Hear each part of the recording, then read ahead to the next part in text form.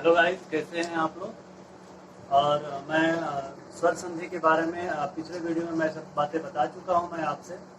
और आज उसी का कुछ अंग बचा हुआ है जिसके बारे में हम बात करेंगे आपसे। ठीक। और यदि आपने हमारे चैनल को सब्सक्राइब नहीं किया है तो प्लीज़ आप इसे सब्सक्राइब कर दीजिएगा और लाइक और शेयर करना ना भूलिएगा। ठीक। तो संधि के अगले भाग में हम चलते हैं और एक संधि है जिसका नाम है पररूप संधि। पररूप संधि क्या होता है, इसमें परिवर्तन क्या होता है और इसका सूत्र होता है एंगी पररूपम। आज हम बात करेंगे पररूप संधि। एक मिनट। पररूप संधि के बारे में अगर हम आज बात करेंगे और इसका जो सूत्र होता है एंगी पररूपम और इसमें परिवर्तन क्या होता है इसके बारे में हम आज बात करेंगे। ठीक। तो इसमें नियम देखिए ये होता है कि यदि अकारांत उपसर्ग होता है, अकारांत उपसर्ग और इसके बाद यदि ए होता है या ओ होता है तो इसमें परिवर्तन क्या होता है कि अ का लोप होता है, अ का लोप होता है और अ के स्थान पर ये दोनों मात्राएं आ जाती हैं। ठीक। जैसे अगर हम इस नियम को देखें, अकारांत उपसर्ग के साथ यदि ए और ओ की मात्राएं आती हैं तो दोनों के मिलने से अ का लोप हो जाएगा और ये दोनों मात्रा उसके साथ क्या हो जाएंगी, जुड़ जाएंगी। ठीक। जैसे अगर हम देखते हैं प्र उपसर्ग है, प्र क्या है, एक उपसर्ग है और इसमें अगर हम एजते जोड़ते हैं, एजते जोड़ते हैं तो देखिएगा यहाँ से अ निकला चुकी उपसर्ग है और यह अकारांत है। अकारांत का मतलब होता है ऐसा शब्द जिसके अंत में अ हो। तो यहाँ पर प्र क्या है, प्र में अ छुपा हुआ है और इसके साथ ए जुड़ता है तो दोनों के मिलने से यहाँ पर अय होना चाहिए। दोनों के मिलने से यहाँ क्या होना चाहिए, अय होना चाहिए। और यह नियम जो है वृद्धि संधि का नियम बोलता है, यदि अ के बाद यदि ए आता है तो दोनों के मेल से अय होता है तो यह वृद्धि संधि है। लेकिन यहाँ पर वृद्धि संधि नहीं होगी, इस बात को आप ध्यान रखेंगे। और इसमें होता क्या है देखिएगा, देखिएगा प्र उपसर्ग के यदि किसी भी कोई भी उपसर्ग है और वह अकारांत है तो उसके साथ ए और ओ का जब प्रयोग होगा तो उसमें इस अ का लोप हो जाएगा। बाकी क्या बचेगा, यहाँ पर ए ही बचेगा। प्र में से अ निकल गया तो प्र बचेगा, एजते में से ए निकल गया, जते बचेगा तो शब्द बनेगा प्रेजते। अगर क्वेश्चन में पूछा जाता है कि प्रेजते का संधि विच्छेद क्या होगा तो यहाँ पर एक ही मात्रा है तो इसका मतलब कि अगर आप कहेंगे कि यह एक ही मात्रा है, गुण संधि होनी चाहिए, तो ऐसा करना आपके लिए गलत होगा। बस सीधी सीधी बात आप ये जानेंगे कि अगर कोई उपसर्ग बाहर निकल रहा है और वह उपसर्ग अकारांत होना चाहिए। अकारांत का मतलब ऐसा उपसर्ग जिसके लास्ट में क्या हो, अ हो। अब देखिएगा मैंने आपको भी बताया, नियम बताया। नियम देखिए यह है कि अगर यदि अकारांत उपसर्ग के बाद ए ओ आता है तो अ का लोप हो जाता है, बाकी मात्राएं सेम उसी के ऊपर लग जाती है। ठीक। और देखिएगा इसी तरह से एक एग्जांपल और मैं बताता हूं आपको। यह उप है, उप क्या है, एक उपसर्ग है और यह क्या है, अकारांत है और इसके साथ ओसति आया। ठीक। उपधन औसति। तो देखिएगा यहाँ से अकारांत उपसर्ग में से अ निकल गया और यहाँ से ओ निकल गया तो अ का यहाँ से लोप हो जाएगा। ठीक। यहाँ पर क्या बचा, उप बचा, अ का लोप हो गया यहाँ से, यहाँ पर उप बचा और हलंत के साथ बचा। यह ओ की मात्रा इसके साथ आएगी। ठीक। ओ की मात्रा इसके साथ और ये सती,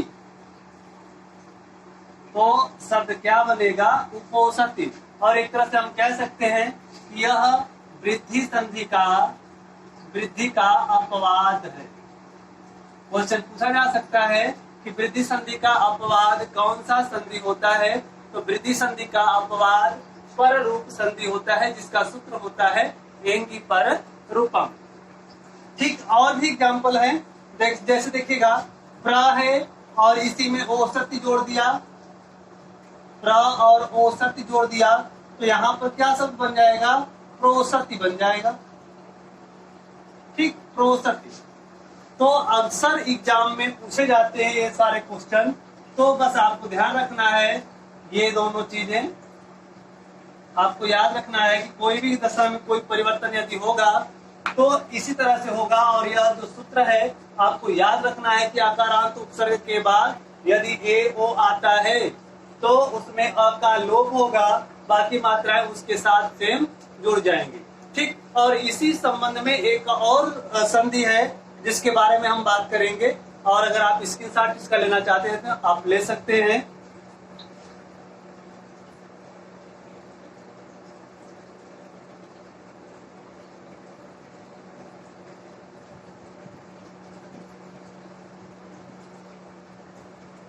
ठीक, अब अगली संधि जो है उसके बारे में हम बात करेंगे।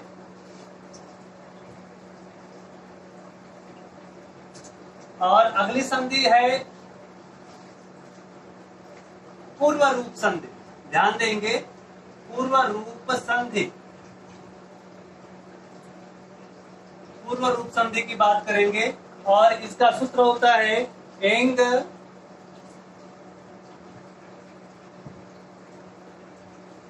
एंग पदांतादति, पदांतादति, एंग पदांतादति। ठीक, एंग पदांतादति। अब देखिएगा क्वेश्चन पूछा जाता है यहाँ से कि एंग पदांतादति किस संधि का सूत्र है, और ऑप्शन देगा पूर्व रूप संधि का या पर रूप संधि का। तो यह जो सूत्र है पूर्व रूप संधि का है, और इसका नियम क्या होता है देखिएगा, यदि ए और ए, यदि ए या सॉरी ए या ओ, यदि ए या ओ के बाद अ आता है तो दोनों मिलकर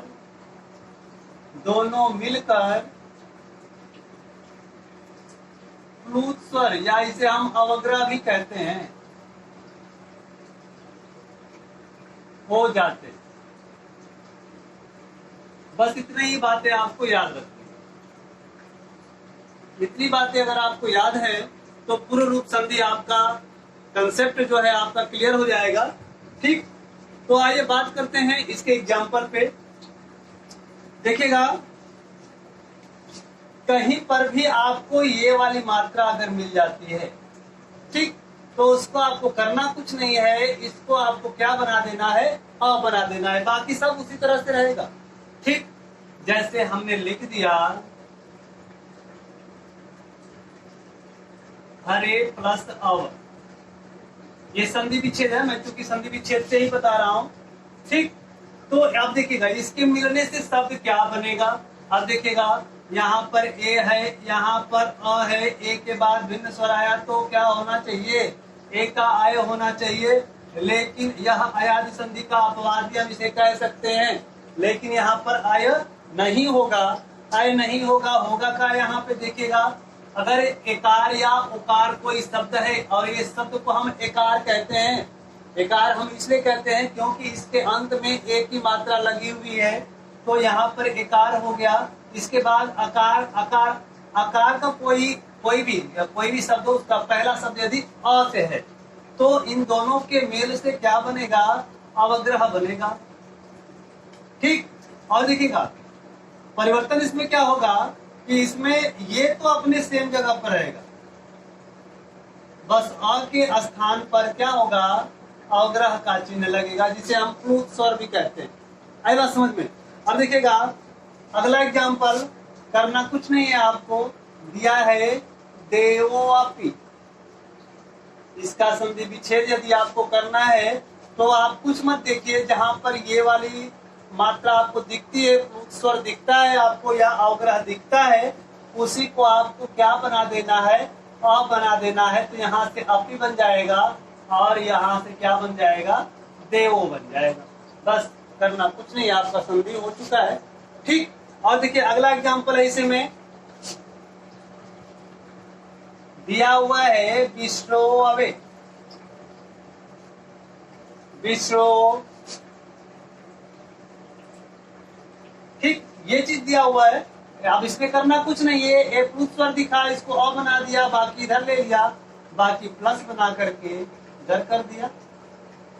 ठीक, और भी एग्जाम्पल, बहुत सारे एग्जाम्पल हैं। जैसे देखिएगा इसमें हमने लिख दिया ग्रामे प्लस अपी मिलेंगे तो क्या बनाएंगे, सीधे सीधे बात, इस अ को हम क्या बना दें, अवग्रह बना दें और इसे लिख दें इसी तरह से ग्रामे अप। ठीक, और इससे आसान तरीका इसको समझने का कुछ नहीं है। यदि यही संधि, इसी संधि को आप अगर संस्कृत में पढ़ते हैं तो उसमें तमाम आपको नियम बताए जाते हैं। नियम आपको कुछ नहीं देखना है, बस ये देखना है कहीं पर भी यह अवग्रह का चिन्ह अगर दिखाई देता है तो संधि विच्छेद करते समय आप उसे अ बना दें और बाकी जो शब्द हैं उसी तरह से रख दें, तो आपका संधि हो जाएगा। कई बार एग्जाम्पल पूछा गया है, एग्जाम्पल पूछा गया है कई बार, जिसको आप देखेंगे एग्जाम्पल को, जैसे लिखा हुआ है इस तरह से दे दिया, पूछेगा इसकी संधि क्या है, को अपी, तो करना कुछ नहीं, को लिखिए अलग, यहाँ पे प्लुत स्वर है, इसको आप बनाइए इस तरह से, यहाँ पे अ बना दीजिए। ठीक, अब देखिएगा मैंने लिख दिया लोको प्लस अयम, तो करना कुछ नहीं, आपको इसको क्या बना देना है, प्लुत स्वर बना देना है, तो शब्द क्या बनेगा, ये बनेगा। आई बात समझ में। और अगर आपने हमारे चैनल को सब्सक्राइब नहीं किया है तो प्लीज आप इसे सब्सक्राइब करना ना भूलिएगा और हमारे वीडियो को लाइक शेयर आप जरूर करिएगा। अगले वीडियो में मिलेंगे अगले चैप्टर के साथ।